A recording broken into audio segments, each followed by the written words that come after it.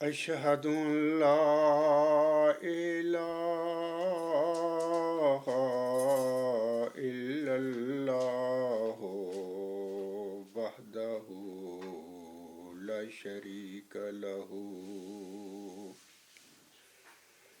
وأشهد أن محمدا عبده ورسوله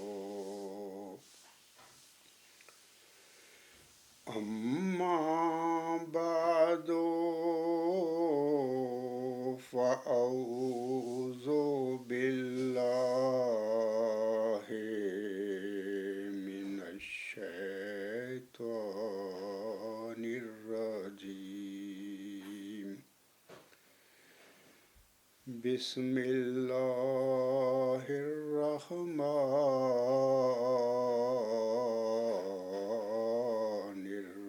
الرحيم الحمد لله رب العالمين الرحمن الرحيم مالك يوم الدين إياك نعبد وإياك نستعين اهدنا الصراط المستقيم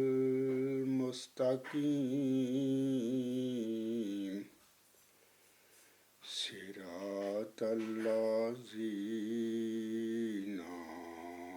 أنعمت عليهم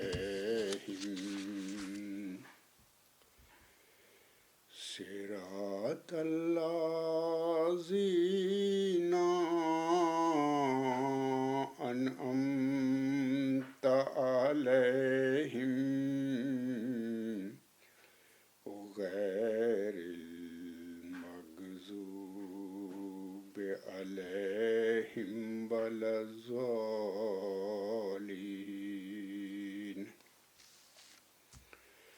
ما كان محمد أبا أحد من رجالكم ولكن رسول الله وخاتم النبيين وكان الله بكل شيء عليما يا أيها الذين آمنوا اذكروا الله ذكرا كثيرا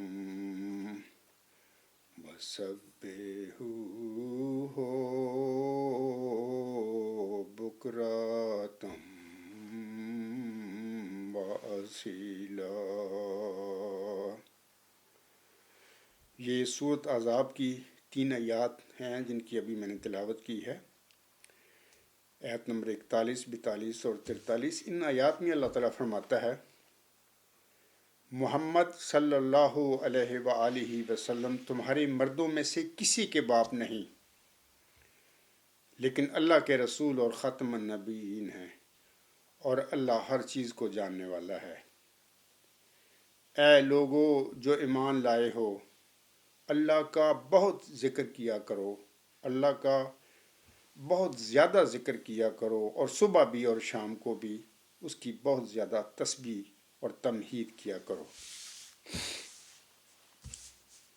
سامعین کرام، خاکسار کا جو آج کا خطبہ جمعہ ہے اس کا عنوان بھی وہی ہے جو کہ گزشتہ خطبہ جمعہ کا عنوان تھا، یعنی ختم نبوت یا اجرائے نبوت حقیقت کیا ہے۔ آج کا خطبہ جمعہ حصہ دوم ہے اسی موضوع کے حوالے سے۔ تو میں سامعین کرام اور حاضرین کرام سے گزارش کرتا ہوں کہ آن حضرت صلی اللہ علیہ وآلہ وسلم سے پہلے بھی جب کبھی دنیا میں نبی آتا تو اس نبی کی زندگی میں تو اس کی قوم اس کا ڈٹ کر مقابلہ کرتی اور اس کی تکذیب کرتی، لیکن اس کی وفات کے بعد وہی قوم کہنے لگ جاتی کہ اس نبی کے بعد اللہ تعالیٰ کوئی نبی مبعوث نہیں فرمائے گا۔ لہذا ختم نبوت کی یہ روحانی بیماری بہت پرانی ہے، بہت قدیمی ہے۔ جیسا کہ اللہ تعالیٰ فرماتا ہے، یہ سورۃ مومن آیت نمبر 35 کی آیت ہے۔ اللہ فرماتا ہے اس آیت کریمہ میں، وَلَقَدْ جَاءَكُمْ يُوسُفُ مِنْ قَبْلُ بِالْبَيِّنَاتِ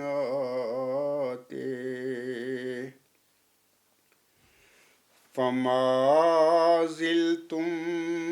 فِي شَكٍّ مِّمَّا جَاءَكُمْ بِهِ حَتَّى إِذَا هَلَكَ قُلْتُمْ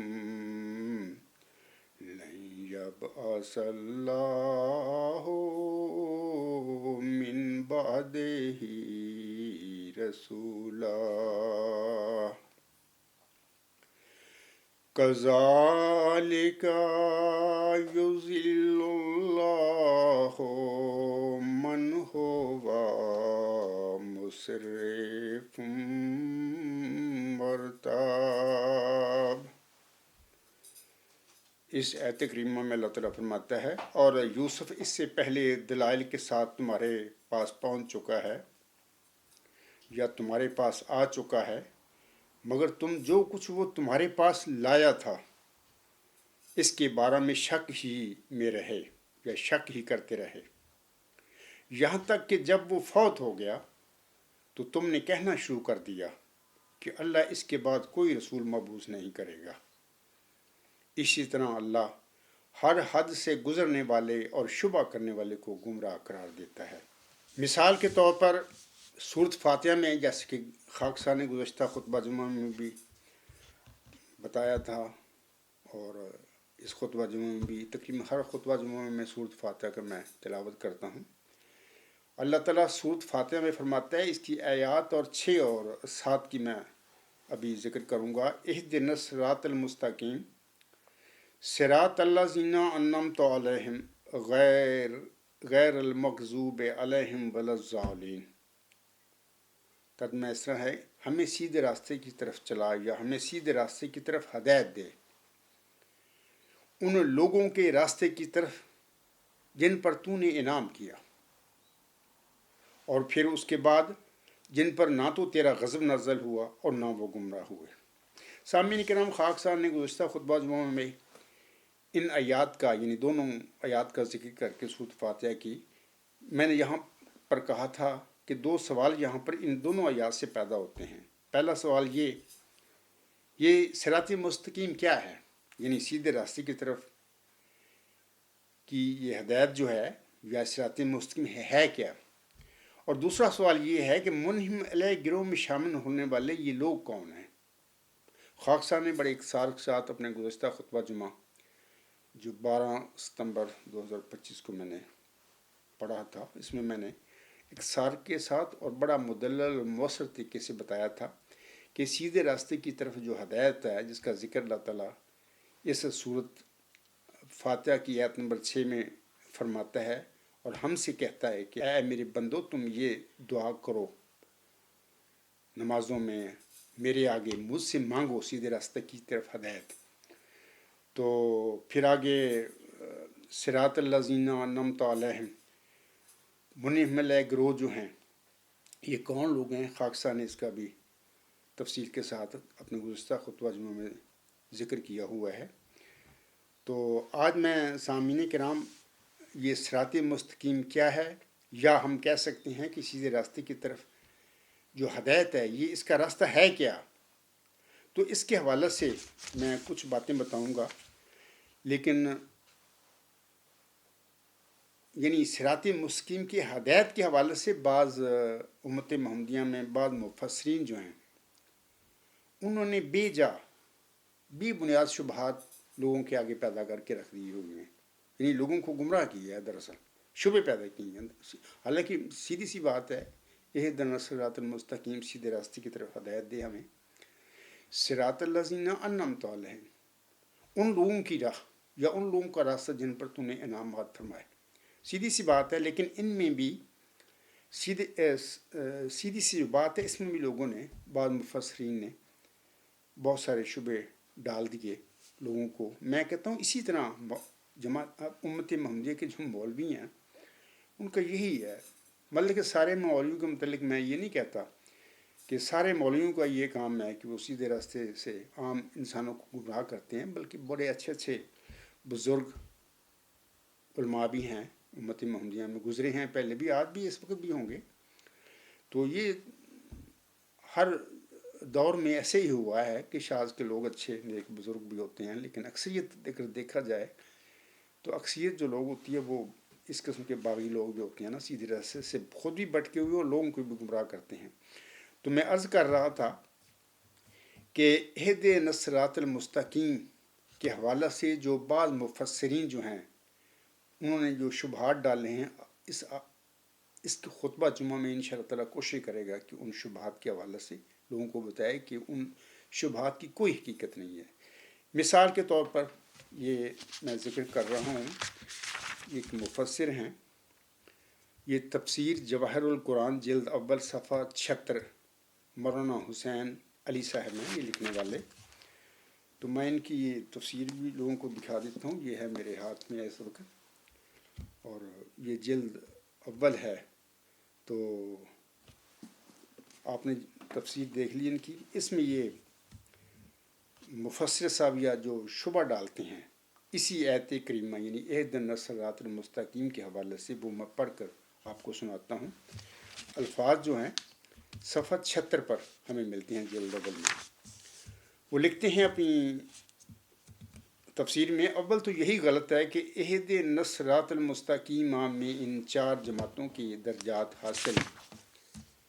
کرنے کی درخواست کی گئی ہے، بلکہ اس میں تو صرف ان جماعتوں کی راہ پر چلنے کی اور قائم رہنے کی درخواست ہے. اب دیکھیں نا، وہ اس میں تو شبہ ڈال دیا اس صاحب نے، مفسر نے، لوگوں کو سیدھے راستے سے، مطلب اسی طرح یہ مولوی لوگ نا اپنے نفس کے پیچھے لگ کر لوگوں کو بھی مطلب کہ سیدھے راستے سے گمراہ کرتے ہیں. حالانکہ سیدھی سی بات ہے، اللہ تعالیٰ نے اس اہدنا الصراط المستقیم میں، یہ ہم نے تقریباً ہر نماز میں ہم دعا پڑھتے ہیں سورۃ فاتحہ، اس کے بغیر تو ہماری نماز ہی نہیں ہوتی. اللہ تعالیٰ سے دعا مانگتے ہیں، بار بار مانگتے ہیں، ہر نماز میں مانگتے ہیں، اہدنا الصراط المستقیم، اے اللہ تعالیٰ ہمیں سیدھے راستے کی طرف ہمیں ہدایت بخش، ہماری سیدھے راستے کی طرف رہنمائی فرما. لیکن اس میں بھی میں نے پڑھا ہے ابھی مفسر صاحب کے الفاظ کہ اس میں بھی وہ شبہ ڈالتے پھر رہے ہیں. سامعین کرام، یہ شبہ بالکل غلط ہے جو ابھی میں نے الفاظ پڑھے ہیں نا مفسر صاحب کے، حسین علی صاحب ان کا نام ہے. تو یہ بالکل شبہ غلط ہے، کیونکہ جو دعا اللہ تعالیٰ اپنے بندوں کو سکھائے وہ تو پہلے ہی مقبول ہوتی ہے، اور جن روحانی نعمتوں کا اللہ تعالیٰ اپنے بندوں سے وعدہ فرمائے وہ ضرور انہیں بخشا کرتا ہے. یہ جو کہا گیا ہے کہ دعا صرف منعم علیہ گروہ کی راہ پر چلنے اور قائم رہنے کی ہے، اس سے بھی یہی ثابت ہوتا ہے کہ چونکہ پہلے انعام یافتہ لوگوں کو منعم علیہ گروہ کی راہ پر چلنے اور قائم رہنے کی وجہ سے ہی مذکورہ روحانی نعمتیں ملی تھیں، لہذا آج بھی یہ وعدہ موجود ہے، اور آج بھی منعم علیہ گروہ کی راہ پر چلنے اور قائم رہنے کا وہی نتیجہ نکلے گا جو پہلے نکل چکا ہے. یعنی پہلے جس طرح لوگوں کو یہ نعمتیں مل چکی ہیں، اللہ نے اس دنیا میں جن لوگوں نے صراط المستقیم کی طرف دعائیں کیں، اللہ نے ان کی دعاؤں کو قبول فرما کر انہیں اپنی جناب سے یہ مختلف قسم کے جو روحانی انعام ہیں وہ بخشے، پہلے بھی بخشے، انشاءاللہ تعالیٰ آج بھی بخش رہا ہے اور قیامت تک وہ بخشتا رہے گا۔ یہ تو تھا سامعین کرام پہلا شبہ۔ اب میں حسین علی صاحب جو ہیں ان کے دوسرا شبہ جو ہے انہوں نے ڈالا ہوا اپنی تفسیر میں، یہ جلد اول ہے صفحہ 76 پر ان کے الفاظ ہیں، وہ لکھتے ہیں: نیز درخواست اور دعا ہمیشہ ایسی چیز کے حاصل کرنے کے لیے کی جاتی ہے جس کا حصول کسب اور محنت سے ممکن ہو، اور جس فضل و کمال کا حصول کسب اور محنت سے ناممکن ہو اس کے لیے درخواست کرنا بالکل بے معنی اور عبث ہے۔ اب یہ بھی ایک نواں شبہ ڈال دیا، لوگوں کو سیدھے راستے سے بھڑکا دیا، حالانکہ نہ ان جو لکھ رہے ہیں اپنی تفسیر میں نہ اس کا سر ہے نہ کو پیر ہے، لیکن باہر شبہ ڈال دیا لوگوں کے دلوں میں۔ تو سامعین کرام پھر میں ان کے شبہ نمبر جو 2 ہے انہوں نے ڈالا، اس کے حوالے سے بھی کہتا ہوں کہ یہ شبہ بھی بالکل قطعی طور پر غلط ہے، اور بعض علماء نے اپنی کم فہمی اور ناسمجھی سے پیدا کیا ہے، ورنہ کلام پاک اس کی تردید فرماتا ہے۔ یہ شبہ پیدا کرنے والے علماء کیا اللہ تعالیٰ سے زیادہ عقل مند تھے؟ جو اللہ تعالیٰ نے اپنے بندوں کو وہ دعا سکھائی اور وہ وعدہ بخشا جو نعوذ باللہ من ذالک وہ پورا کرنے پر قادر نہیں تھا۔ حالانکہ ایک عام شریف انسان بھی اگر کسی سے کوئی وعدہ کرے گا تو وہ وہی وعدہ کرے گا جو وہ پورا بھی کر سکتا ہے، اور پھر وقت پر اپنا وہ وعدہ پورا بھی کرے گا۔ کیا ان کم فہم علماء کی نظر میں سامعین کرام اللہ تعالیٰ نعوذ باللہ ایک شریف انسان سے بھی گیا گزرا ہے کہ وہ وعدہ تو اپنے بندوں سے کرے اور دعا بھی سکھائے لیکن جھوٹی، معاذ اللہ؟ اور ثانیاً یہ کہ کلام اللہ سے ثابت ہے کہ حضرت موسیٰ علیہ السلام نے دعا کے ذریعے اللہ تعالیٰ سے حضرت ہارون علیہ السلام کو مانگا تھا۔ حضرت ہارون علیہ السلام حضرت موسیٰ علیہ السلام کے بڑے بھائی تھے، تو اللہ تعالیٰ نے حضرت موسیٰ علیہ السلام کی دعا قبول فرما کر، یہ دعا کی نتیجے میں سب کچھ ہوا تھا، اللہ تعالیٰ نے حضرت موسیٰ علیہ السلام کی دعا قبول فرما کر نہ صرف حضرت ہارون علیہ السلام کو حضرت موسیٰ علیہ السلام کا معاون بنایا بلکہ اسے نبوت بھی بخشی، اور یہ سب کچھ دعا ہی کے ذریعے ہوا تھا۔ شبہ نمبر 3 جو ہے مفسر حسین علی صاحب نے ڈالا، میں آج اب اس کی میں بات کرتا ہوں، وہ حوالہ وہی ہے صفحہ 76 جلد اول ان کی تفسیر جو ہے جواہر القرآن۔ وہ لکھتے ہیں اس شبہ نمبر 3 کے حوالے سے: اگر بالفرض یہ مان لیا جائے کہ اہدنا الصراط المستقیم میں ان چاروں جماعتوں کی درجات حاصل کرنے کی درخواست کی گئی ہے تو درجہ نبوت چونکہ کسب و ریاض سے حاصل نہیں ہو سکتا، بلکہ نبوت ایک محض وہبی چیز ہے، اور اس کے بارے میں قانون خدا بندی یہ ہے: اللہ عالم حیث یجعل رسالت، سورۃ انعام کی یہ آیت کریمہ ہے، لہذا درخواست کا تعلق نبوت سے نہیں بلکہ درخواست سے صرف صدیقین، شہداء اور صالحین کے کمالات سے ہے۔ اب دیکھیں نا، یہ قرآن کریم کی وَمَن یُطِعِ اللَّهَ وَالرَّسُولَ فَأُولَٰئِکَ مَعَ الَّذِینَ مِنَ النَّبِیِّینَ وَالصِّدِّیقِینَ وَالشُّہَدَاءِ وَالصَّالِحِینَ۔ اللہ تعالیٰ تو سورۃ النساء آیت نمبر 70 میں فرماتا ہے کہ جو لوگ اللہ تعالیٰ کی اور اس رسول یعنی پیارے نبی محمد مصطفیٰ احمد محمد صلی اللہ علیہ وسلم کی اطاعت کریں گے، تو وہ لوگ جو ہیں ان لوگوں کے ساتھ ہوں گے، یعنی من النبیین والصدیقین والشہداء والصالحین، نبیوں میں سے، صدیقوں میں سے، شہیدوں میں سے، صالحین میں سے۔ تو بعض اوقات یہاں پر ماں کا جھگڑا کھڑا کر لیتے ہیں بعض مولوی حضرات کے ماں کے ساتھ ہوں گے، یعنی نبیوں کے ساتھ ہوں گے، صدیقوں کے ساتھ ہوں گے، نبیوں میں سے نہیں ہوں گے، وہ نبی نہیں ہوں گے۔ حالانکہ ان کو اتنی بھی عقل نہیں ہے کہ جو نبیوں کے ساتھ ہوگا وہ نبی ہی ہوگا، جو صدیقوں کے ساتھ ہوگا وہ صدیق ہی ہوگا، جو شہیدوں کے ساتھ ہوگا وہ شہید ہی ہوگا، اور جو صالحین کے ساتھ ہوگا وہ صالحین میں سے ہی صالح وجود ہوگا۔ تو اس کا میں نے اپنے مضمون جو ہے میرا آرٹیکل نمبر 39 یعنی 39 بانی سلسلہ احمدیات مرزا غلام احمد صاحب کا مقام و مرتبہ، خاکسار نے ان باتوں کی بڑی تفصیل کے ساتھ وضاحت فرمائی ہوئی ہے۔ جو دوست تحقیق کا شغف رکھتے ہیں تو وہاں پر وہ میرا ایک مفصل مضمون ہے، تو وہ پڑھ سکتے ہیں وہاں پر۔ تو میں کہہ رہا تھا کہ یہ جو شبہ انہوں نے ڈالا نا اس آیت کریمہ میں کہ دھکے سے مطلب کہ وہ نبیوں کو نکال دیا، حالانکہ اللہ تعالیٰ تو نبیوں کا ذکر فرما رہا ہے، من النبیین والصدیقین والشہداء والصالحین۔ میں اپنے تمام جو مسلمان میرے بہن بھائی بزرگ ہیں سارے، میں ان سے کہتا ہوں کہ کیا انسانوں کو اس قسم کا فریب کاری کرنی چاہیے، دروغ گوئی کرنی چاہیے؟ نہیں، یعنی قرآن اللہ تعالیٰ کی کتاب میں جو باتیں اللہ نے بتائی ہیں ان کو ہمیں چاہیے کہ من ان لوگوں کے آگے بتائیں، اس میں ہم ذاتی طور پر کانٹ چھانٹ نہ کرتے پھریں۔ کانٹ چھانٹ کرنا ان لوگوں کو کام ہوتا ہے جو نفسانی لوگ ہوتے ہیں، جو نفس کے پیچھے چلتے ہیں، تو یہی گمراہی ہوتی ہے۔ تو یہی نفس کے پیچھے نہ تو خود گمراہ ہوتے ہیں بلکہ قوموں کو بھی گمراہ کر دیتے ہیں، اور لوگ سادے لوگ ہوتے ہیں بیچارے جو مولوی کے پیچھے چلتے ہیں تو وہ بھی گمراہ ہو بیٹھتے ہیں۔ تو بہرحال اللہ تعالیٰ ان کو رحم فرمائے۔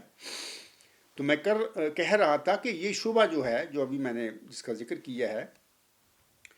تفسیر جواہر القرآن جلد اول صفحہ 76 پر، یہ شعبہ بھی بالکل غلط ہے کہ دعا صرف کسب و ریاضت سے حاصل ہونے والی شے کے متعلق ہو سکتی ہے۔ یہ بالکل غلط کہہ رہے ہیں،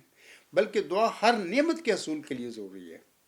جس طرح ایک مریض کی شفا کے لیے دعا اور دوا دونوں ضروری ہیں، دعا بھی دوا بھی، اسی طرح ہر روحانی نعمت باشمول نبوت کے لیے بھی دعا اور دعا دونوں ضروری ہیں۔ امید ہے سامعین کو پتہ لگ گیا ہوگا، اور یہ جو میں نے شروع میں ذکر کیا ہے کہ خاکسار کے آج کے خطبہ جمعہ جو ہے اس میں ختم نبوت یا اجرائے نبوت حقیقت کیا ہے، حصہ دوم ہے۔ تو اس کا جو سب ٹاپک ہے اہدنا الصراط المستقیم سے متعلق بعض شبہات اور ان کا ازالہ، تو میں نے ان شبہات کا بھی ذکر کر دیا ہے، اور ان شبہات کے حوالہ سے شبہات کے بے بنیاد ہونے کی وضاحت بھی اس عاجز نے کر دی ہے۔ سامعین کرام،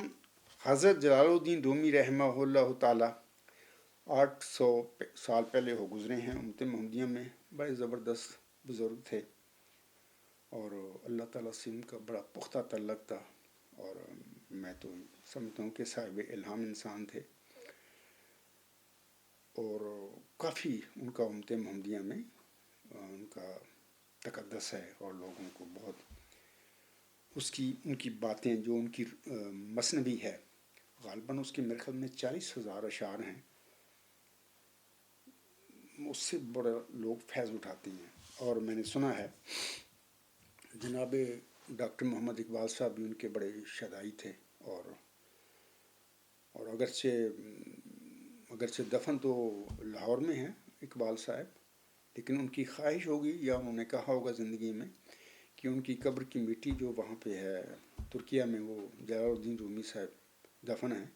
تو ان کے وہ جو مزار ہے، جو مقبرہ ہے، جو بھی ہے، وہاں پر وہ اقبال صاحب کی مٹی وہاں پر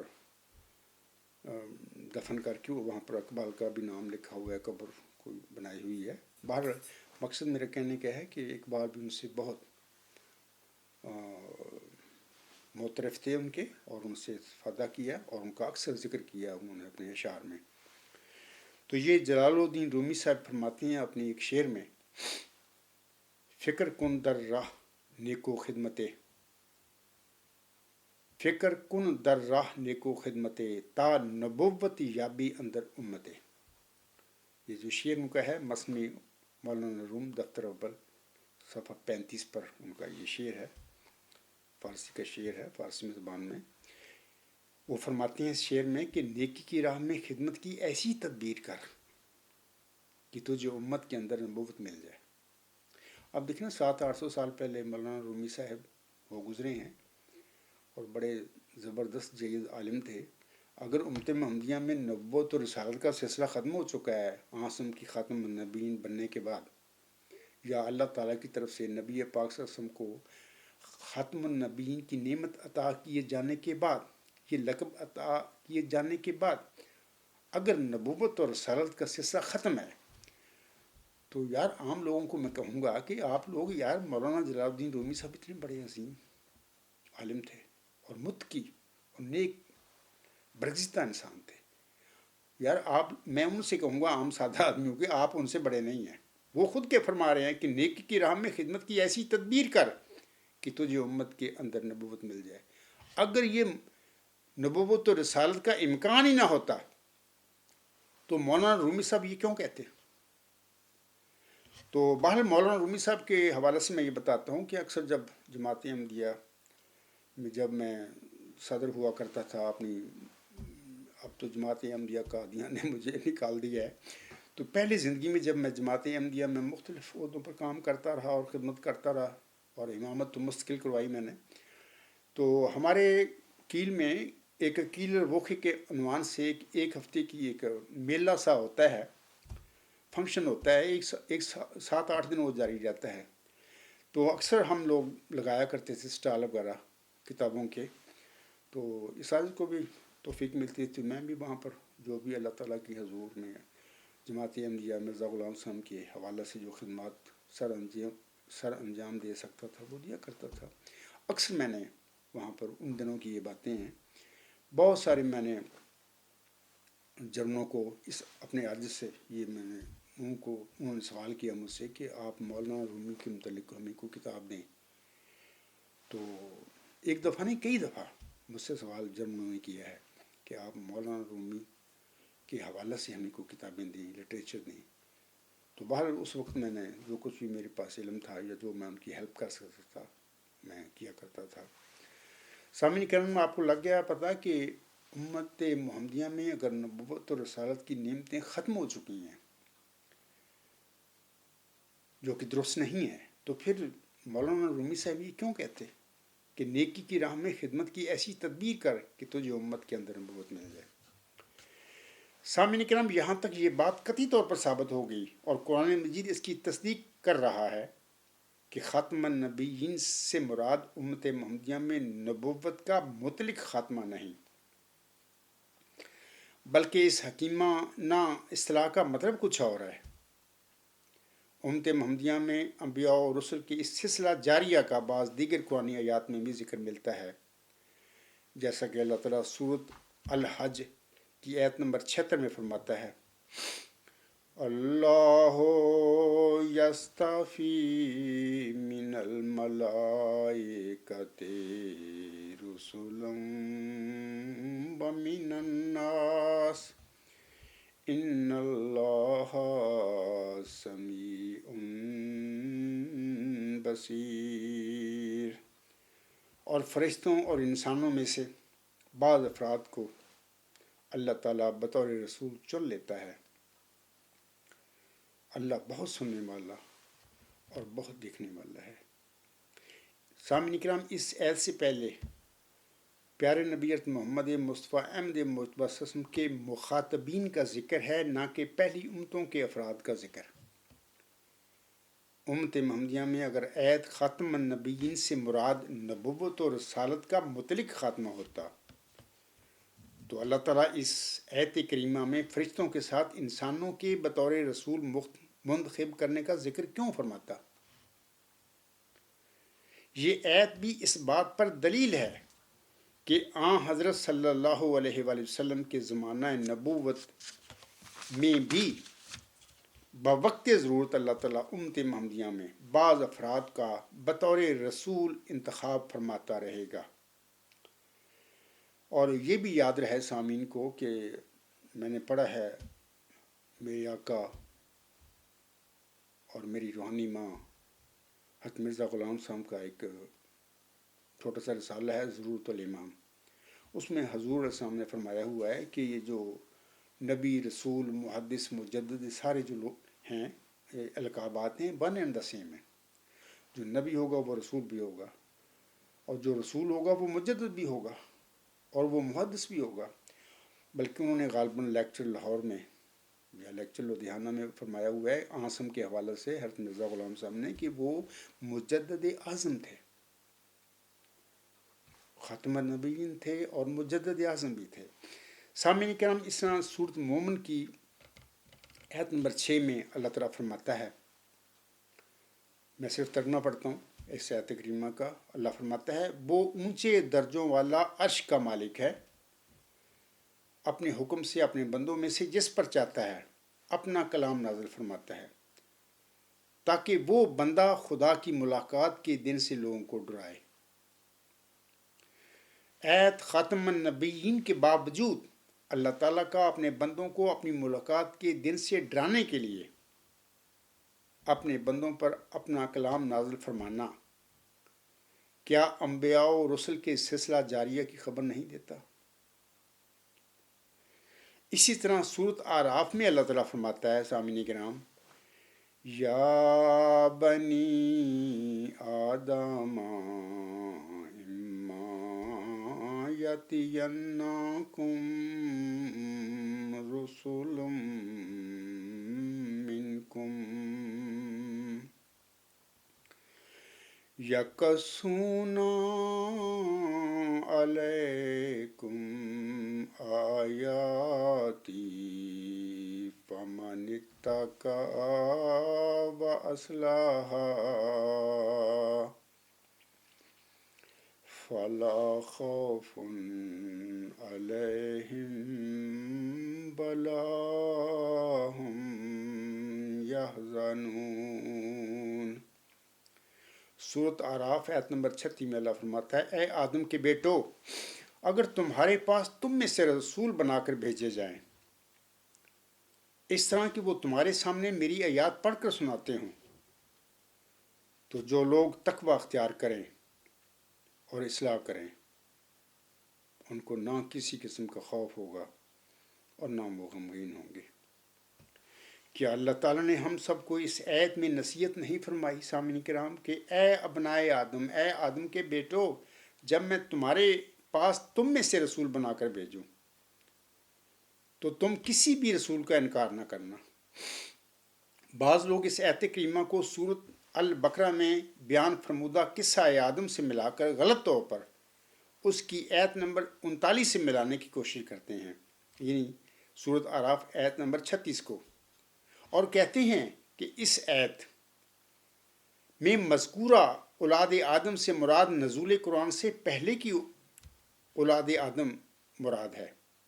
نہ کہ مراد نزول قرآن کے بعد کی اولاد آدم۔ خاکسار یہاں یہ وضاحت کرتا ہے کہ سورۃ البقرہ کی آیت نمبر 39 میں بھی قیامت تک کے لیے اولاد آدم مخاطب ہے، اور سورۃ اعراف کی آیت نمبر 36 میں بھی قیامت تک کی اولاد آدم مخاطب ہے۔ اگر سورۃ اعراف کی آیت نمبر 36 میں مذکورہ اولاد آدم سے نزول قرآن سے پہلے کی اولاد آدم مراد لی جائے تو ایسے استدلال کو تو بذات خود قرآن کریم ہی غلط رہتا ہے۔ مثال کے طور پر اسی آیت کریمہ یعنی سورۃ اعراف آیت نمبر 36 سے پہلے دو آیات یعنی 27 اور 28 کو ہم لیتے ہیں۔ ان آیات میں اللہ تعالیٰ فرماتا ہے،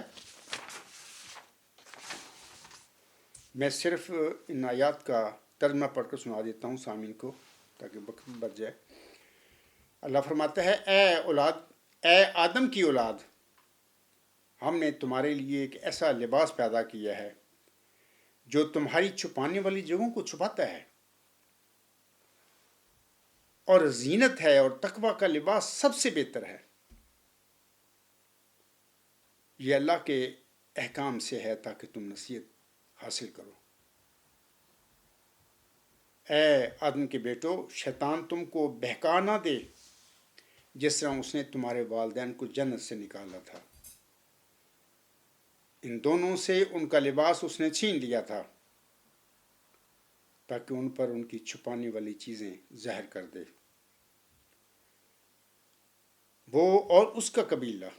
تم کو وہاں سے دیکھتے ہیں جہاں سے تم ان کو نہیں دیکھ سکتے۔ ہم نے شیطانوں کو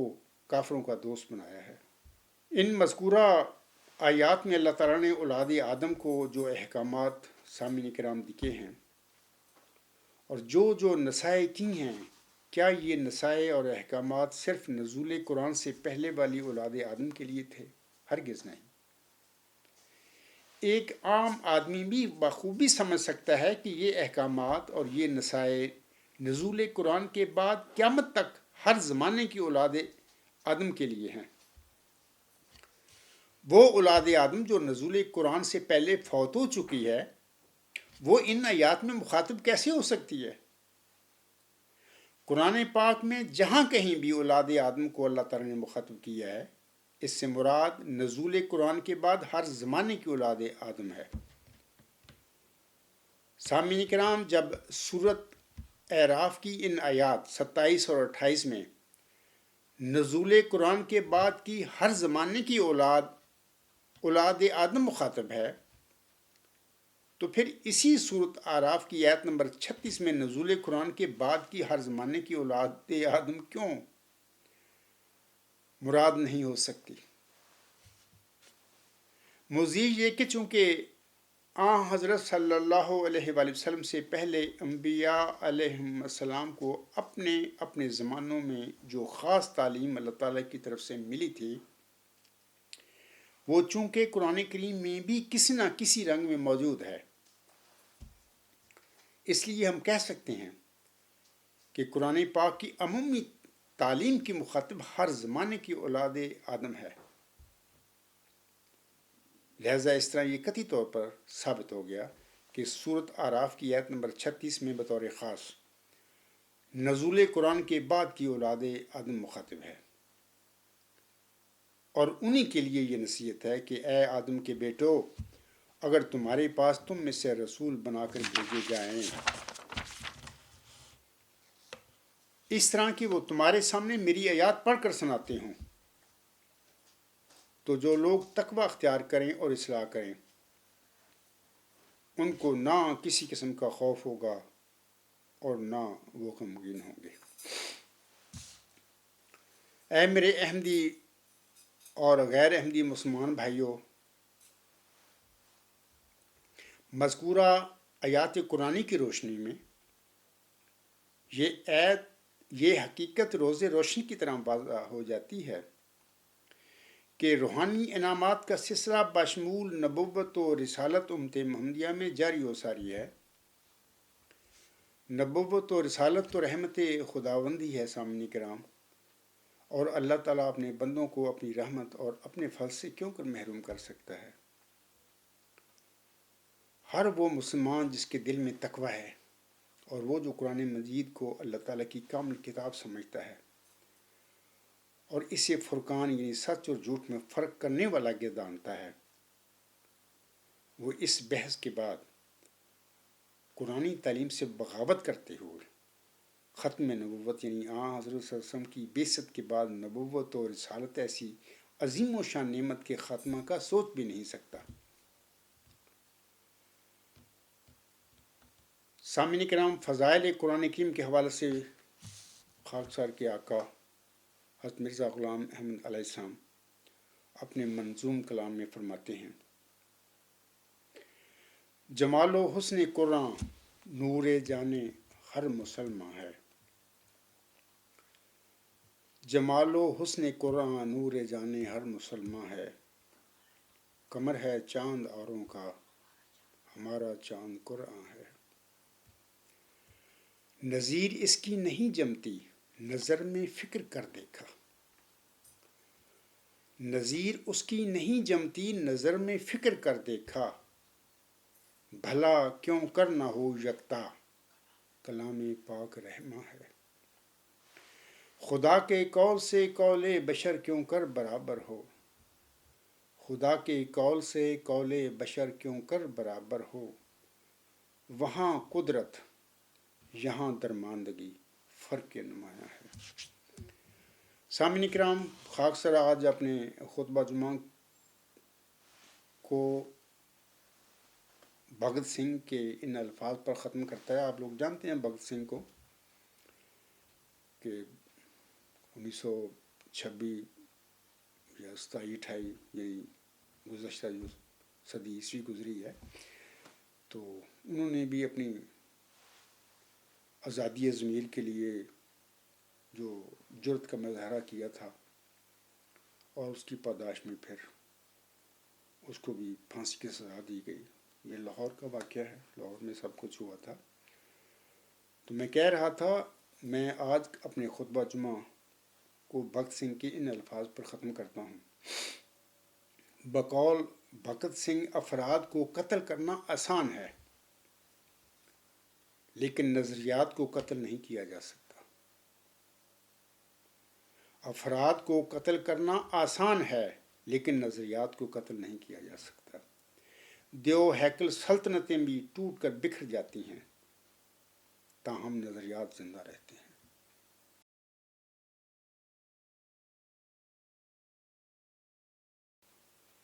سامعین کرام، جب ہم ماضی جو گزر چکا ہے اس پر ہم اپنی اپنی توفیق کے مطابق، ہر انسان کے پاس اپنی کیپیسٹی ہوتی ہے، اور ہم جب نظر ڈالتے ہیں تو ہمیں گزشتہ زمانوں کی تاریخ میں یہی حقیقت ہمارے سامنے آتی ہے کہ بڑے بڑے فرعون جو آئے، بڑے بڑے دجال جو آئے، بڑی بڑی سلطنتوں کے وہ مالک تھے، وہ ساریاں سلطنتیں، وہ ساری حکومتیں، وہ جاگیرداریاں، گدیاں سب ختم ہو چکی ہیں، ختم ہو گئی ہیں۔ لیکن نظریات، خواہ ان کا تعلق مذہب سے تھا یا علم سے تھا یا اخلاقیات سے تھا، نہ صرف وہ آج بھی زندہ ہیں بلکہ لوگ ان سے استفادہ بھی فرما رہے ہیں۔ انہی الفاظ پر میں آج کی خطبہ جمعہ کو ختم کرتا ہوں۔ وما علینا الا البلاغ، وآخر الدعوانا ان الحمد للہ رب العالمین۔ فالحمد للہ اولا و آخرا و ظاہرا و باطنا، ہوا مولانا نعم المولا و نعم النصیر و نعم الوکیل۔